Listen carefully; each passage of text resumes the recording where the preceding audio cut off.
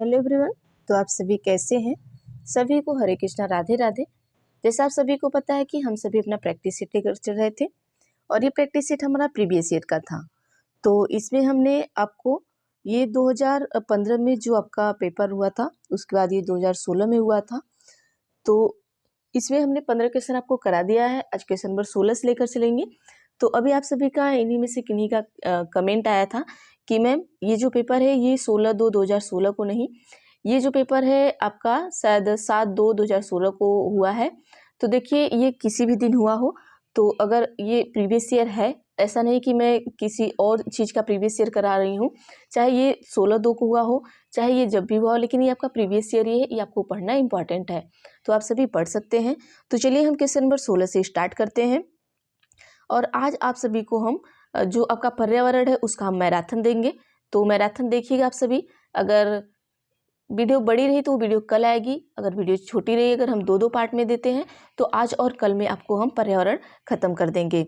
ठीक है, तो चलिए क्वेश्चन नंबर 16 क्या कहता है हमारा। क्वेश्चन कहता है कि आरटीई एक्ट 2009 के अनुसार शिक्षक हेतु प्रति सप्ताह कार्य के घंटे हैं। ऑप्शन ए है 40, बी है 42, सी है 45, डी है 48। तो देखिए जो आपका आरटी एक्ट होता है उसके अनुसार, मतलब जो 2009 में आया था आपका जो आरटी एक्ट था, कब आया था? 2009 में आया था। तो जो टीचर होते हैं उनके जो पढ़ाने का जो घंटा होता है, मतलब एक सप्ताह में वो कितने घंटे पढ़ाएंगे। तो चलिए यहाँ पर हम देख लेते हैं। जो हमारा सही उत्तर होगा ऑप्शन नंबर सी होगा कि 45 घंटे।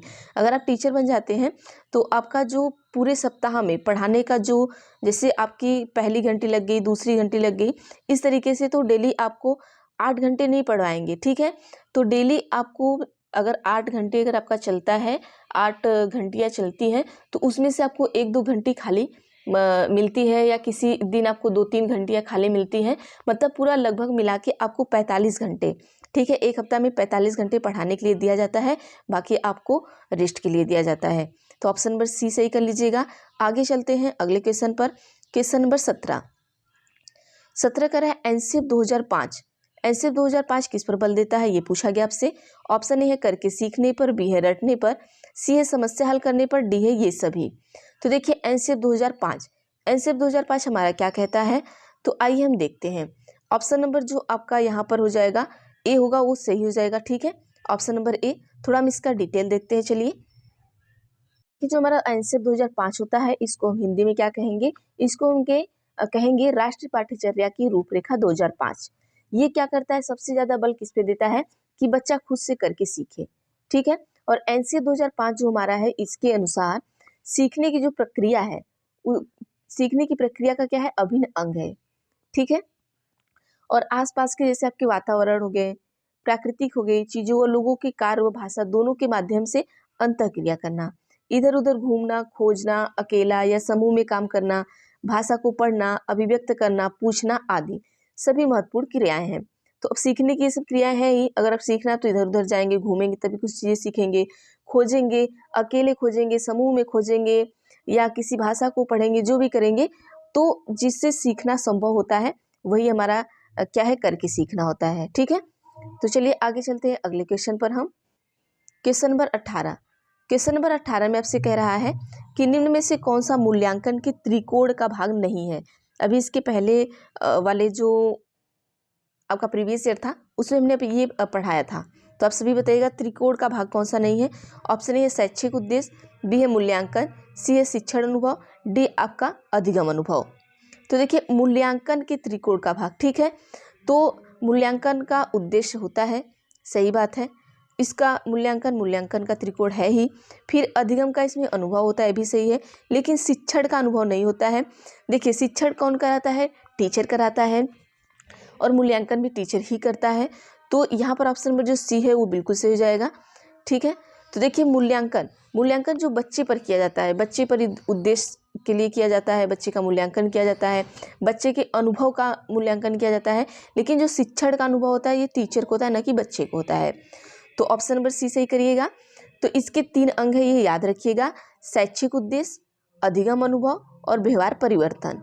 ठीक है, ये 3 चीज़ें आप याद रखिएगा।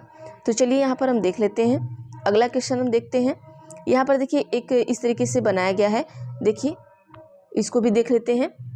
इस तरीके से हम इसको प्रस्तुत कर सकते हैं। हमारा शैक्षिक उद्देश्य है यहाँ पर, फिर उसके बाद अधिगम अनुभव है, फिर इधर व्यवहार परिवर्तन है, तो ये यहाँ से जाएगा, फिर यह मूल्यांकन प्रक्रिया है।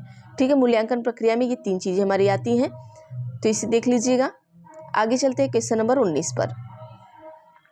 क्वेश्चन नंबर 19 में कह रहा है कि क्रियात्मक अनुसंधान के महत्व के बारे में निम्न में से कौन सा कथन सही नहीं है। क्वेश्चन निगेटिव पूछा है, उत्तर भी निगेटिव ही आएगा, याद रखिएगा। ठीक है, ऑप्शन ए उपभोक्ता ही अनुसंधान करता है, बी है समस्याओं का हल शीघ्रता से प्राप्त हो जाता है, सी है समस्याओं का हल अभ्यास के लिए जाता है और उसका मूल्यांकन नहीं किया जाता है, डी है उपरोक्त में से कोई नहीं। तो उत्तर दीजिएगा कि क्या होगा यहाँ पर। चलिए यहाँ पर हम देख लेते हैं क्वेश्चन नंबर 19 का। देखिए आज हम बहुत टाइम नहीं लेंगे, फटाफट से क्वेश्चन कराएंगे क्योंकि आपके पेपर नज़दीक है, तो चीज़ें हम जल्दी जल्दी करके हटाएंगे। तो आप इसे एक बार दोहरा कर जाइएगा पेपर देने से पहले। चलिए क्वेश्चन नंबर जो सी है वो बिल्कुल सही है आपका, कि समस्याओं का हल अभ्यास में लिया जाता है और उसका मूल्यांकन नहीं किया जाता। तो ये गलत बात है, ये मूल्यांकन किया जाता है, तो यहाँ गलत बात पूछा है, तो गलत बात को हम क्या करेंगे, सही करेंगे। तो थोड़ा सी इसे हम परिभाषित कर लेंगे, देखते हैं कि ऑप्शन नंबर सी में कहना क्या चाह रहा था। देखिए गुड़ ने क्रियात्मक अनुसंधान को परिभाषित करते हुए कहा कि क्रियात्मक अनुसंधान शिक्षकों, निरीक्षकों एवं प्रशासकों द्वारा अपने कार्य एवं नियमों की गुणात्मक उन्नति के लिए प्रयोग किया जाने वाला क्या है, अनुसंधान है। इस परिभाषा के आधार पर यह कहा जा सकता है कि क्रियात्मक अनुसंधान जो है वो उपभोक्ता ही अनुसंधान करता होता है। क्रियात्मक अनुसंधान के द्वारा समस्याओं का हल शीघ्रता से प्राप्त किया जा सकता है, अतः समस्याओं का हल भी अभ्यास में लिया जाता है और मूल्यांकन नहीं किया जाता। ये कथन क्या आपका सही नहीं है।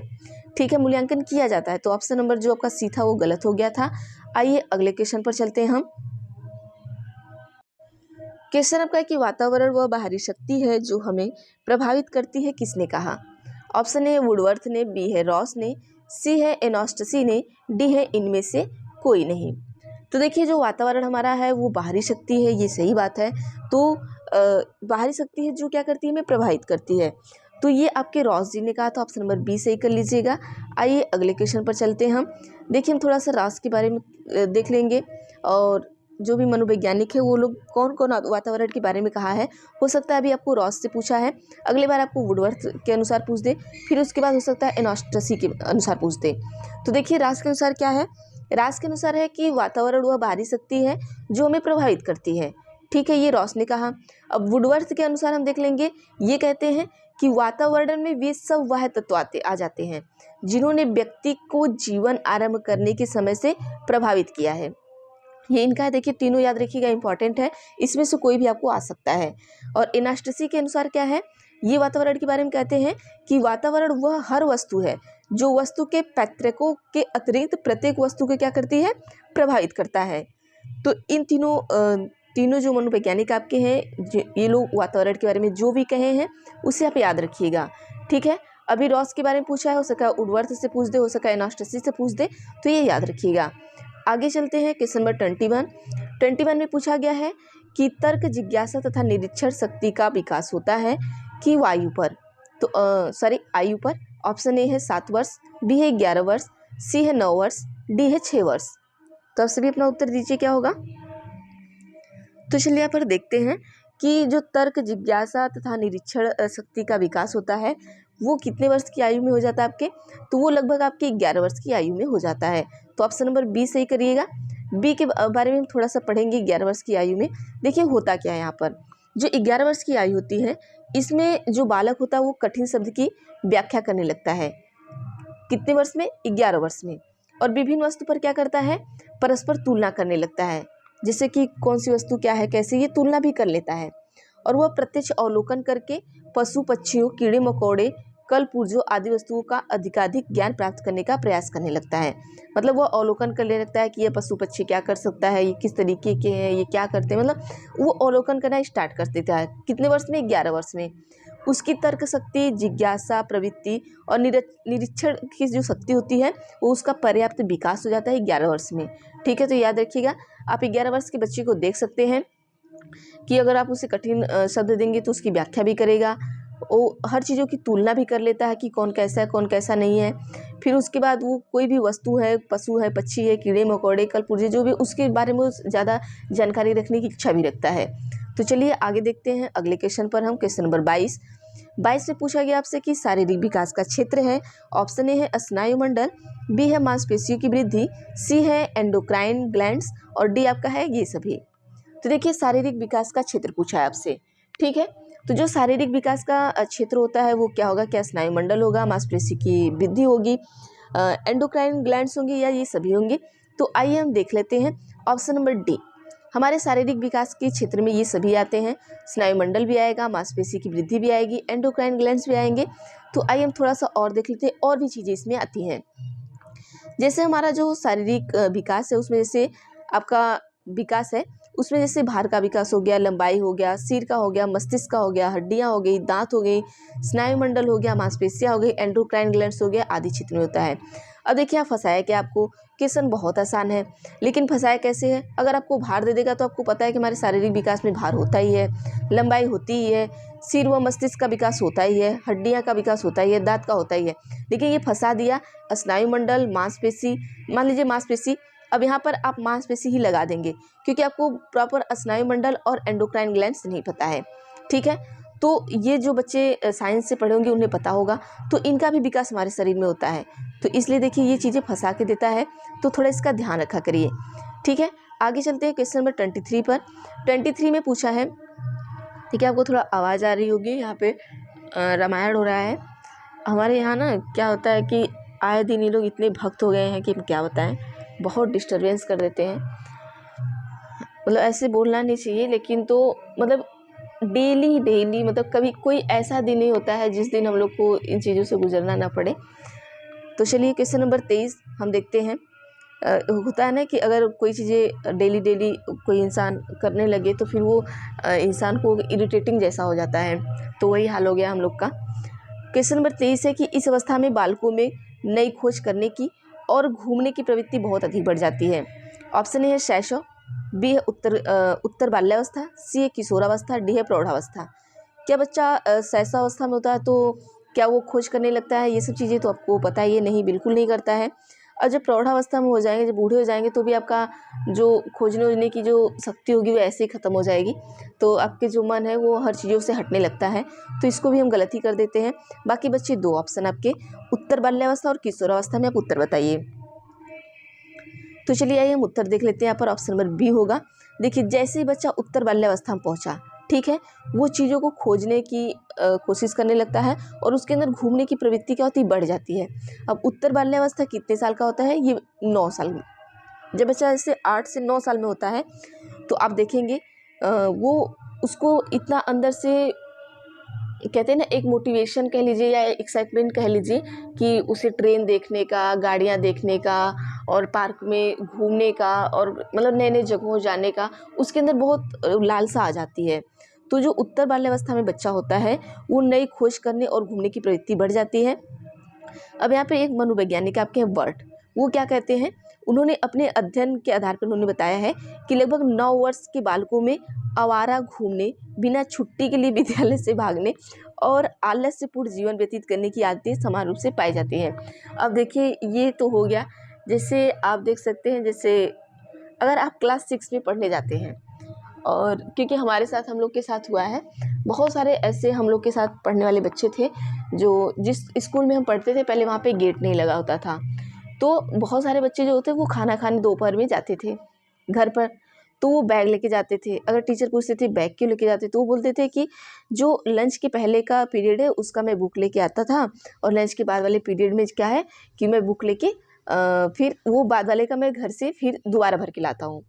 तो उसी का फ़ायदा उठाते हुए जो दूर वाले बच्चे होते थे वो भी अपना बैग उठाते थे और चल देते थे। तो यही चीज़ें हैं कि भागने की प्रवृत्ति, मतलब कि अगर आज पढ़ने का मन किया तो ठीक है पढ़ लो, नहीं पढ़ने का मन किया तो आधा मतलब हाफ डे पढ़े, और जो हाफ डे वाला नेक्स्ट वाला डे, मतलब जो हाफ डे वाला जो 12 बजे के बाद वाला जो डे आता है उसमें हम झोला उठाएं और भाग चले घर। तो ऐसे होते थे।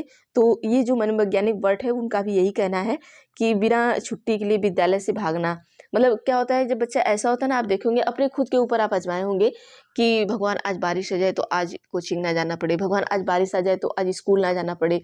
तो इस तरीके की प्रवृत्ति आ जाती है, भगवान आज कोहरा बहुत तेज आ जाए तो आज स्कूल ना जाना पड़े। तो ऐसी चीज़ें हमारे उत्तर बाल्यावस्था में बाल्यकाल में आने लगती हैं। आगे चलिए देखते हैं। अब इतना बताने से आप बहुत कुछ एग्जाम्पल अपने से जोड़ सकते हैं और आपको पता हो सकता है कि आपने अपने आने वाले दिन में क्या, सॉरी पीछे वाले दिन में आपने क्या किया है। चलिए क्वेश्चन नंबर 24 का देखते हैं हम। अधिगम अंतरण का थार्नडाइक सिद्धांत कहा जाता है। ऑप्शन ए है समानता सिद्धांत, बी है अनुरूप तत्वों का सिद्धांत, सी है औपचारिक नियमों का सिद्धांत, डी है उपरोक्त में से कोई नहीं। क्वेश्चन है कि अधिगम अंतरण का थार्नडाइक सिद्धांत क्या है। तो अधिगम अंतरण का जो थार्नडाइक सिद्धांत होगा, तो आइए उत्तर देख लेते हैं हम। तो यहाँ जो उत्तर होगा ऑप्शन नंबर बी आपका होगा, अनुरूप तत्वों का सिद्धांत। अब अनुरूप तत्वों के सिद्धांत के बारे में थोड़ा सा हम डिटेल जानेंगे, आइए चलते हैं। अधिगम अंतरण के अनुरूप तत्वों का जो सिद्धांत है वो थार्नडाइक द्वारा क्या है, प्रतिपादित किया गया था। वस्तुतः ये सिद्धांत जो है आपका थार्नडाइक द्वारा प्रतिपादित सादृश्य के नियम का ही एक क्या आपका विस्तार, जो सादृश्य का नियम इन्होंने दिया था उसी का एक विस्तार कहा जाता है। और इस सिद्धांत के अनुसार अंतरण उस सीमा तक ही हो सकता है जिस सीमा तक सीखने की दोनों क्रियाओं का समानता होती है। ठीक है, आगे चलते हैं अगले क्वेश्चन पर हम। क्वेश्चन नंबर 25 कह रहा है कि निम्न से कौन सा वंशानुक्रम का नियम नहीं है। ठीक है, ऑप्शन ए है समानता, बी है भिन्नता, सी है प्रत्यागमन, डी है अभिप्रेरणा। तो वंशानुक्रम का जो नियम है आप सभी बताएंगे कौन सा नहीं है, इसमें से 3 है। तो आइए हम उत्तर देख लेते हैं कौन सा होगा। ऑप्शन नंबर डी कर लीजिएगा, जो अभिप्रेरणा है वो हमारे वंशानुक्रम का नियम नहीं होगा। अभिप्रेरणा हमारा मोटिवेशन में जाएगा, ये अलग जाएगा। बल्कि बाकी जो है समानता है, प्रत्यागमन है, विभिन्नता है। ठीक है, ये वंशानुक्रम क्रम में आएगा। ठीक है, वंशानुक्रम में समानता होगा, विभिन्नता होगा, प्रत्यागमन होगा। अब थोड़ा सा इसके बारे में देखते हैं। देखिए होता क्या है, अब यहाँ पर जितने भी नियम हैं उसको हम दिखा देते हैं ताकि इसमें से कोई और भी नियम आपको पूछे तो आप बता सके। देखिए वंशानुक्रम के सर्वाधिक प्रचलित जो नियम है, ये इतने नियम है ये जो प्रचलित आपके हैं।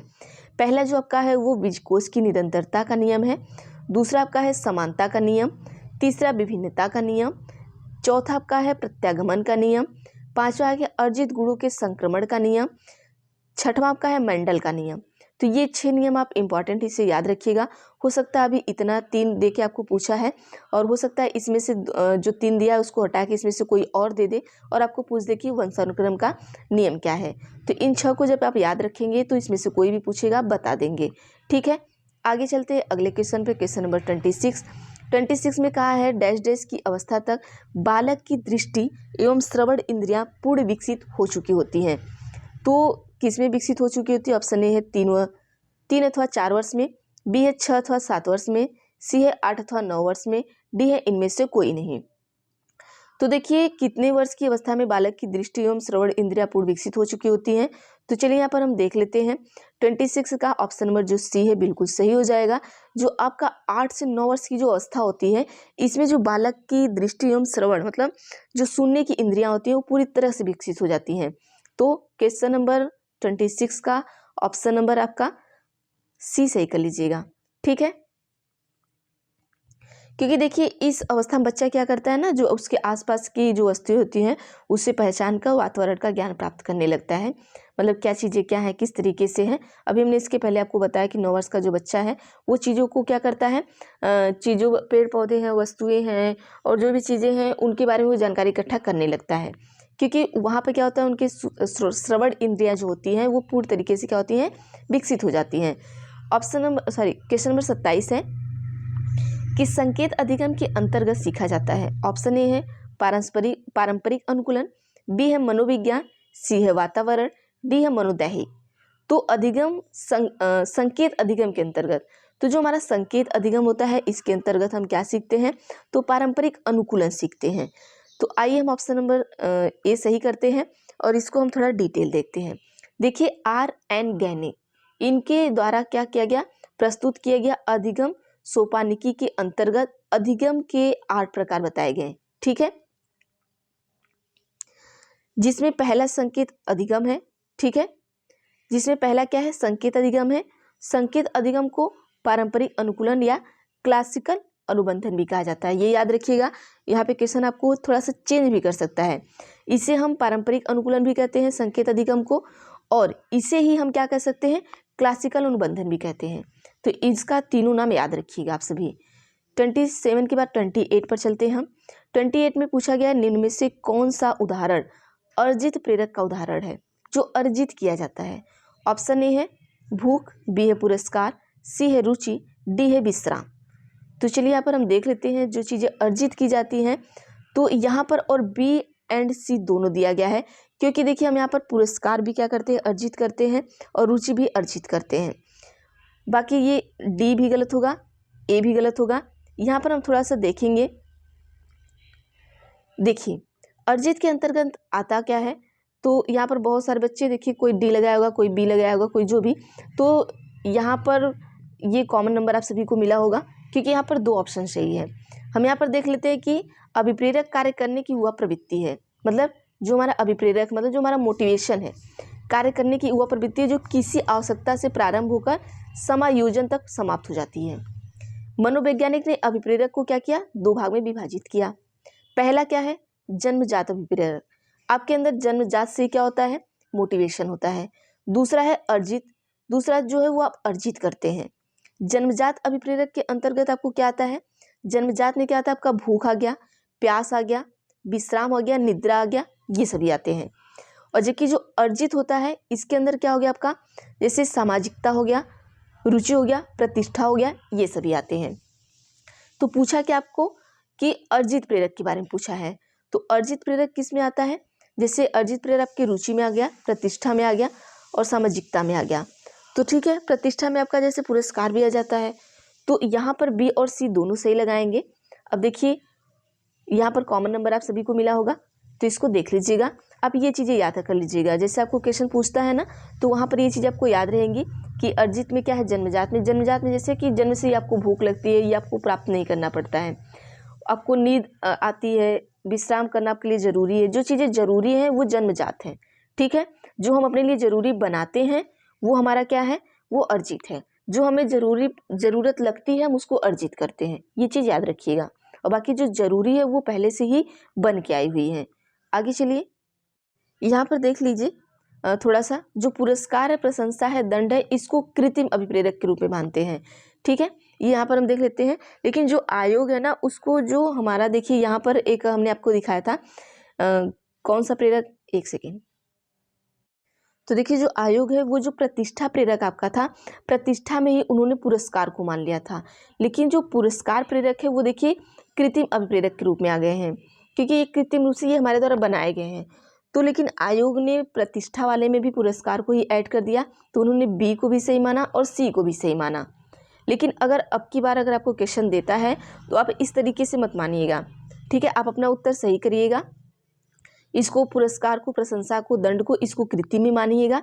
बाकी जो अर्जित करने वाला आपका था वो कौन था, वो आपका जैसे प्रतिष्ठा हो गया और रुचि हो गया, इस तरीके का हो गया जो हमने बताया है। और जो आपको पहले से जन्मजात था वो जैसे भूख हो गया, विश्राम हो गया, निद्रा हो गया, वो ये 3 तरीके के आपके प्रेरक हो गए।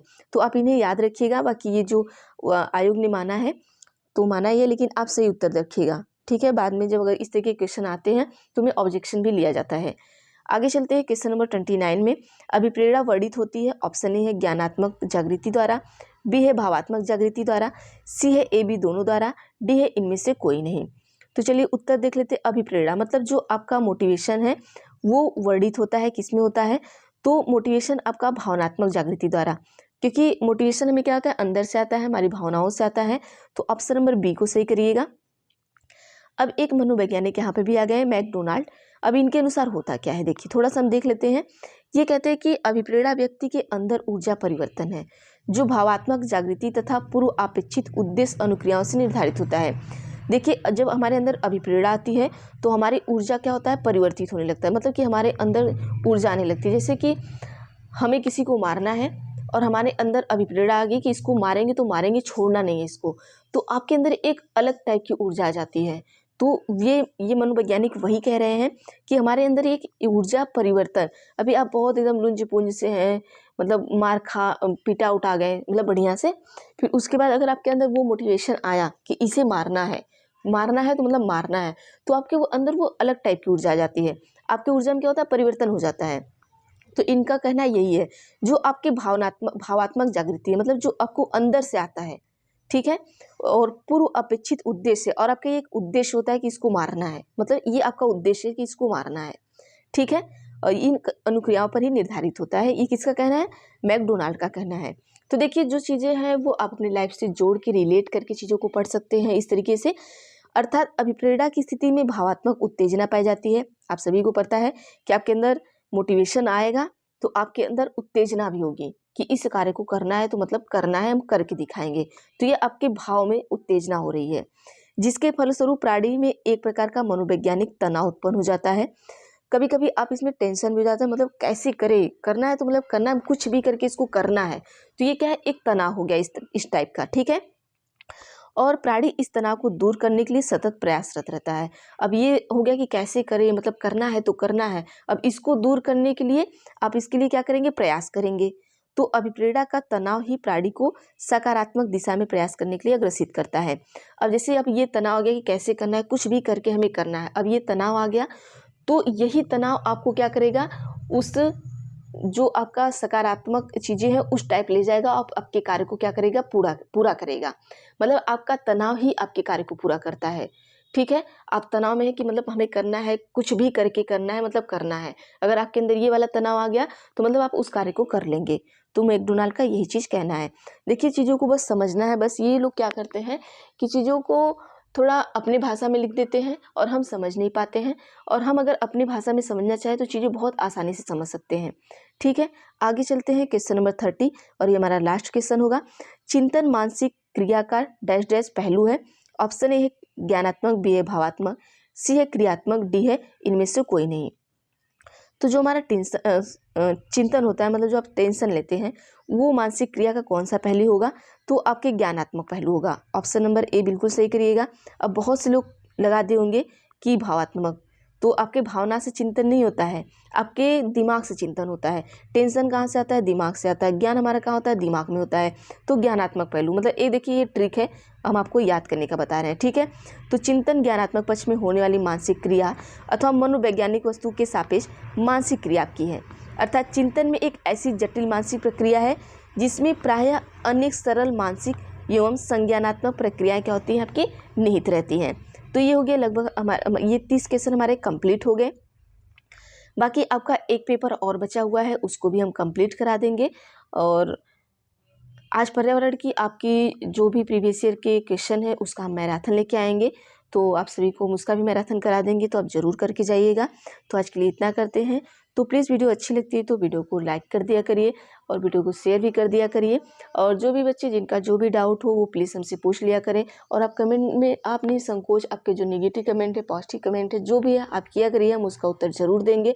जैसे अभी एक लोगों ने किया था कि मैम ये आपको पता नहीं है क्या, मतलब अच्छा लगा, ठीक है, आप नेगेटिव कमेंट करते हैं तो भी वो मुझे एक्सेप्ट करना है, क्योंकि शायद आप सही कह रहे हो, शायद मैं मिस्टेक से गलत कह दी हूँ, तो वो चीज़ें अलग बात होती हैं। आप पूछ सकते हैं, हमें इसमें कोई इशू नहीं है। तो अगर आपका जो भी कमेंट है कमेंट क्या करिए। तो मिलते हैं हम अगले वीडियो में अगले पेपर के साथ, आपको वो भी हम कंप्लीट करा देंगे। और आज शाम को हम आपको मिलेंगे ईवीएस के साथ। तो थैंक यू एवरीवन।